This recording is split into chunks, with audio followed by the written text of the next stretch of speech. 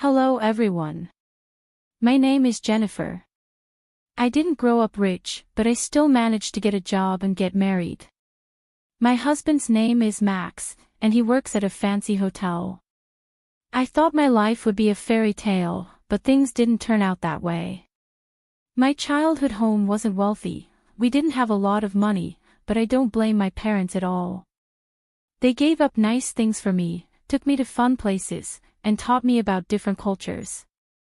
Maybe they loved geography, but as a kid, I often thought they were trying too hard for me. I didn't want my parents to worry about me anymore, so I decided to start working right after middle school. My mom would say, "You should at least finish high school, it might be hard to find a job without it." My dad would agree, saying, "Yes, we have enough money saved to send you to high school." I was really happy about how my parents felt, but more than that, I wanted to make life easier for them as soon as possible. "It's okay, the sooner I start working, the sooner I'll start earning more," I said, not very sure of myself. But, like my parents said, there was no guarantee I'd find a job. During that time, I had a friend named Jessica, who had moved here from another country when we started middle school. Her family wasn't rich either, which might be why we got along so well and always hung out together. Jessica could speak some English, so we managed to communicate. Without realizing it, I started learning Spanish just by talking with her. By the time I was in 9th grade, I could speak Spanish pretty well. Maybe it was my Spanish skills that helped because, surprisingly, a travel agency decided to hire me. They saw value in my ability to speak Spanish. Jessica and I, having both left school after middle school, started working and gradually lost touch. I focused on my job, determined to earn money. Time passed quickly, and soon I was 26 years old. I often used a hotel lounge for work. It was a fancy but cozy place, and the snacks and coffee were reasonably priced. We held our meetings there with the staff. The waiter working there at the time was Max. The hotel hosted many foreigners, so he spoke Spanish too. Sometimes, I would be there with foreign guests.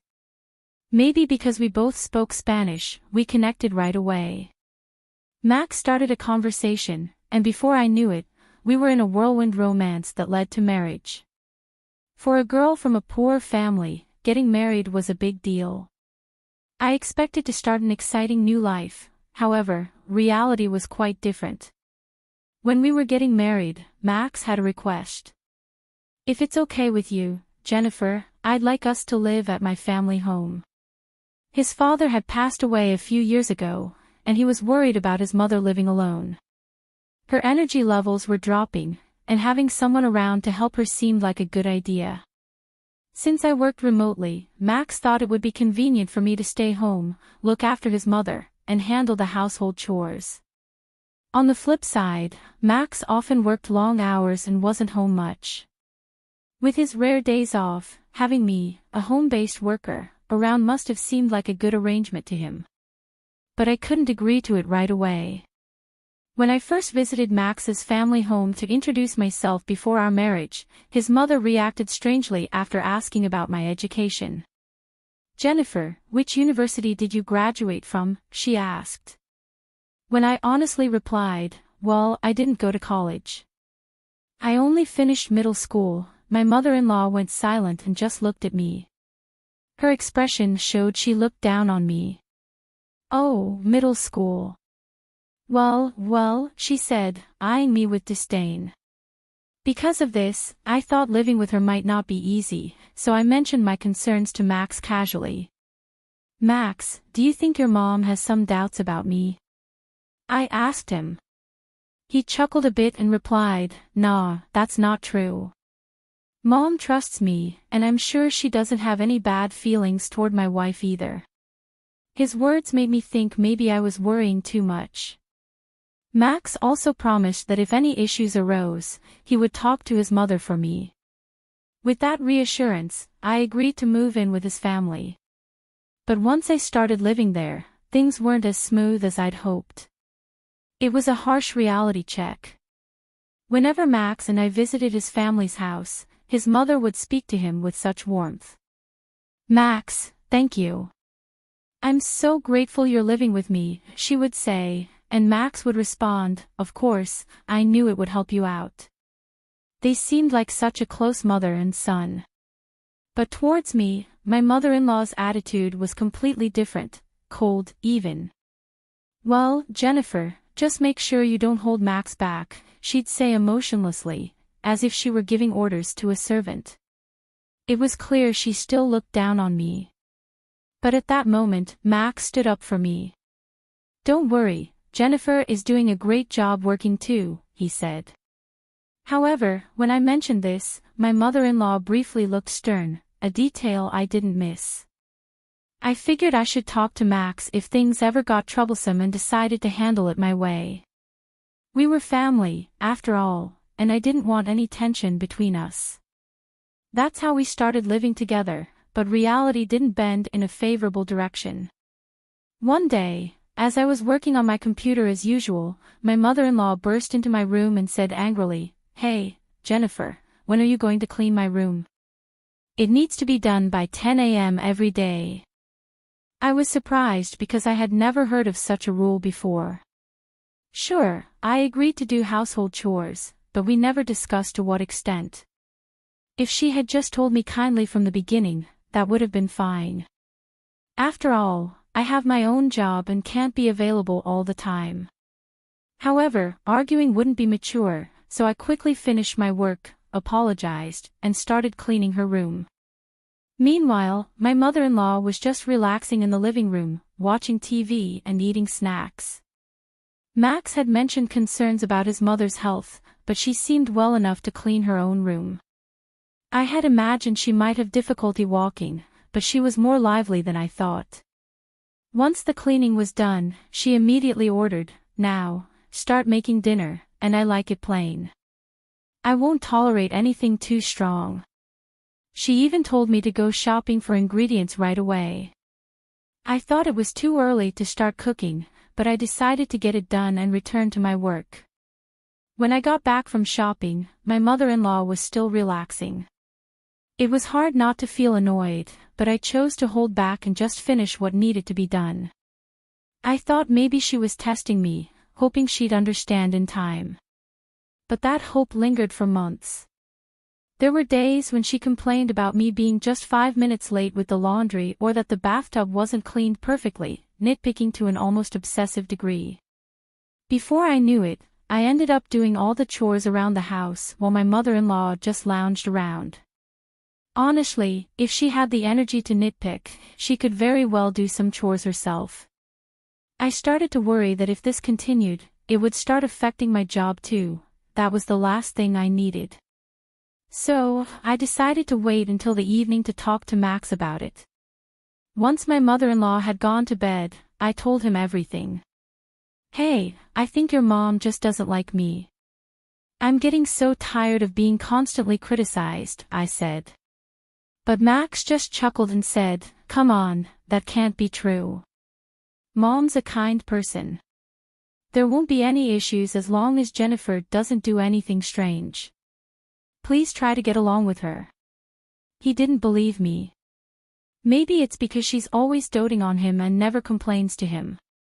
In fact, when Max is around, my mother-in-law says, "Jennifer, why don't we take a break and have some tea?" But even knowing that, there's a limit to my patience with this kind of life. I spend all day doing household chores and end up having to work on my job at night. To be honest, my trust in Max is starting to fade. If nothing changes, I might just collapse from all the stress. Then, in the midst of all this, my mother-in-law dropped a bombshell. "Jennifer, I'll be away for about a week, about 3 months from now, so make sure you keep the house in order, okay?" She sprang this on me out of nowhere. When I asked what was going on, she said, "Max suggested we go on an overseas vacation." That's my boy, always knowing. I was thrilled at the thought of traveling abroad. I couldn't wait. But when my mother-in-law dropped the bomb about the vacation, I was shocked. Max hadn't mentioned a word of it to me, and it seemed like I was being left out, expected to stay behind and manage the house. I needed to talk to Max about this right away, so I brought it up that night. His response was surprising. "Oh, Mom already told you. But you're coming too, right?" It turned out we had misunderstood each other. It seems my mother-in-law had lied to me. Even if Max wanted me to go, I couldn't possibly enjoy a trip with her. In frustration, I told him, "I don't want to go. I can't possibly have a good time with your mother." Then Max completely lost it and lashed out. "Jennifer, what the heck are you saying? How long are you going to keep up this childish nonsense? I won't allow you to speak ill of Mom like that. You better reflect on this. It's a vacation abroad, for crying out loud, and I want to enjoy it too," he retorted. I was completely shocked. I couldn't believe Max wouldn't trust me this much. Staying in that house had become nothing but agony for me. To prove to Max that I was telling the truth, I decided to take action. The next day, since Max was off work, the three of us had breakfast together. That's when I confronted my mother-in-law. "You're trying to leave me out of the trip abroad, aren't you?" I asked. My mother-in-law replied defiantly, "Oh, did I say that, Jennifer? If you want to come, just come along, right?" But Max interrupted, "Hey, Jennifer, don't you understand yet? Apologize to Mom. Why are you being so defiant? You're not a child anymore." Despite my desire to clear things up and make Max understand, my mother-in-law insulted me in the worst way. "Well, maybe Jennifer should just stay home, right? It's too early for someone like you to travel abroad. You won't appreciate the experience with your lack of education. Besides, lazing around at home every day without working, do you even deserve to go abroad? You know it, don't you?" she sneered. I was shocked that she still believed I was unemployed. I've explained my job to her multiple times. Even during our greetings, I've told her what I do, haven't I? I confronted her, but she just looked down on me. "What job? Remote work? Don't joke with me. You're just playing on the computer at home. It's been getting on my nerves every day. There's no way you're making money with that. You're just stealing Max's earnings," she blurted out. That really made me angry, but before I could respond, she went even further. "I have Max, and that's enough for me. Max can speak Spanish and works at a renowned hotel. There's no need to waste his earnings on a woman like you, uneducated and unemployed. A bottom feeder like you should just leave as soon as possible." She continued, just kept going. After all her harsh words, I looked at Max, hoping he would understand. But his response was unexpected. "Well, I can understand how Mom feels. Maybe Jennifer needs to cool off a bit," he said nonchalantly, as if he were fed up with me. At that moment, I made a decision. I couldn't endure being treated like this by both the mother and son any longer. Even though my mother-in-law told me to leave, I still wanted to confirm. "Am I really supposed to leave?" I asked, laughing. She replied, "Of course. Leave as soon as you can. We don't need bottom feeders like you around." I said, "Understood," and began preparing to move out. I simply nodded to the two of them and left the house. As I was leaving, my mother-in-law called after me with a sneer. "Enjoy your poor life as it suits a bottom feeder like you," she mocked. But they didn't realize that consequences would follow their actions. About 3 months after I left the house, around the time they were scheduled to go on their trip abroad, my mother-in-law called me. "Jennifer, I finally reached you." "What's going on?" She sounded quite frantic. "First," I replied, "I'm surprised you managed to call this number."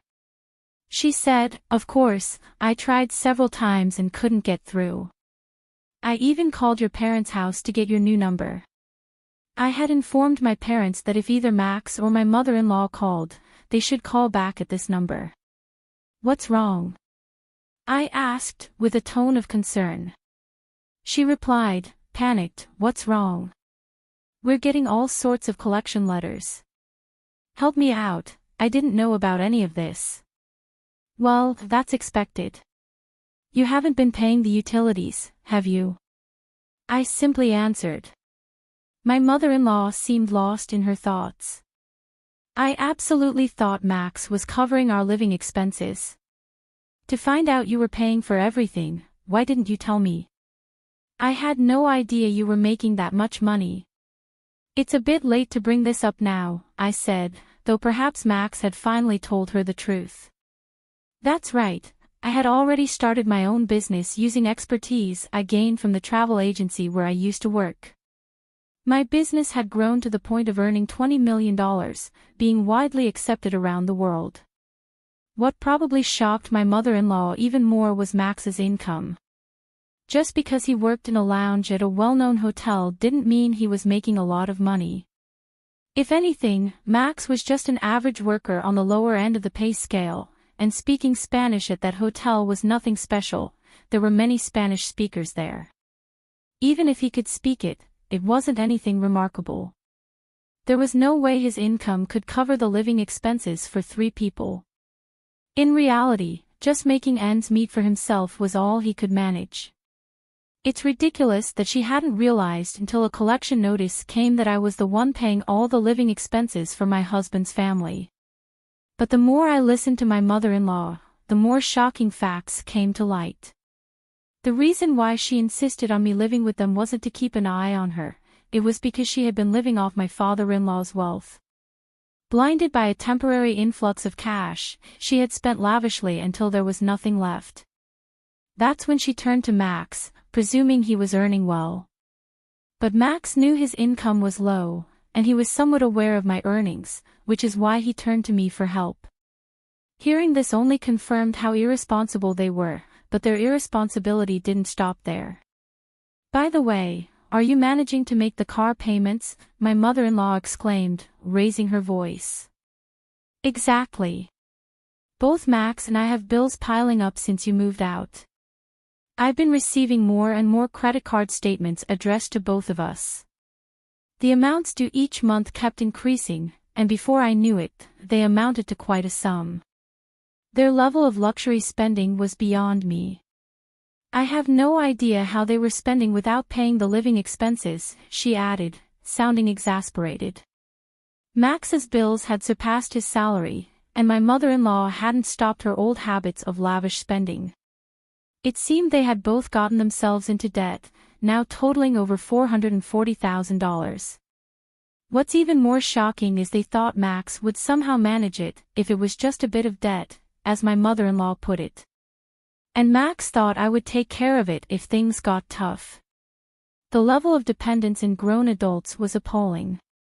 Beyond exasperation, I was starting to feel the danger. So when my mother-in-law brazenly said, "So, Jennifer, you can sort this out for us, right?" I was astonished by her audacity. I made it clear to her. "After everything that's happened, you're asking for help now. There's no way I'm helping." That's when Max suddenly took the phone. "Hey, Jennifer, you're my wife. You have a duty to help us out. Do something. We can't pay this off," he demanded. I couldn't believe their nerve, but I did offer him a glimmer of mercy. "So, you want to come over?" "I might consider it if you do," I replied. He was immediately enthusiastic. "Oh yeah. You'll let us stay, and you'll sort out the money. Then let's do that. Where's your place?" "I'll head there right now," he said eagerly. I had to be honest. "Well, if you can make it, I'm in Hawaii right now. I have a vacation home here." Both Max and my mother-in-law couldn't hide their shock. "What? You mean Hawaii? We can't afford to go there right now," Max panicked. I calmly replied, "Weren't you planning to travel abroad? Just swing by Hawaii, your mother would love it. And you did ask my family for my phone number, right? Didn't you realize it was an international number?" Oh, and don't forget the cost of this call. It adds up if you're on for a long time, I added, making my point clear. I said, if we get divorced, I might think about helping with the money too. Max quickly replied, all right. I got it. Let's just get divorced first, then. It seemed like Max realized his debts were something he couldn't trade for anything else. So, I told him I'd deliver the divorce papers once I got back to California and ended the call. About a week later, I returned to California, made sure to have the divorce papers properly written up, and the divorce went through without a hitch. Max looked quite worn out, so I guess he'd been living pretty lean these last few days. He mentioned something at that time. It turns out he had been counting on my money for the overseas trip as well. Hearing that didn't even surprise me anymore. They probably thought I would pay off their debts, but of course, I had no intention whatsoever of doing that. What I proposed was, first of all, for both of them to stop living so extravagantly, and then for Max and my mother-in-law to work hard. I told them that if they did, they could eventually pay off the debt and at least manage the basics. When Max heard this, he lashed out. Hey, that's not what you promised. You were supposed to think about the debt. But I replied, that's why I did you a favor by thinking of a way for you both to handle your debt repayment. So, good luck. Once you can afford to travel abroad again, I'll invite you to my Hawaii villa, I said with a touch of sarcasm and left their place. Afterward, they both seemed to be working themselves to the bone from dawn till dusk, barely scraping by. It was probably a good lesson for them since they'd had it easy until now. On a different note, I heard that Jessica also built a house in Hawaii. I had a reunion with her after so long. She took up a job that took her around the world after graduating from middle school and now seems to be a company president, just like me. She had her parents come over to the house she bought, and they've been living it up together. So, I called my parents over from California, and we started living here. Now, I sometimes visit Jessica's place. We both feel blessed to be able to give back to our parents and encourage each other as we work hard at our jobs.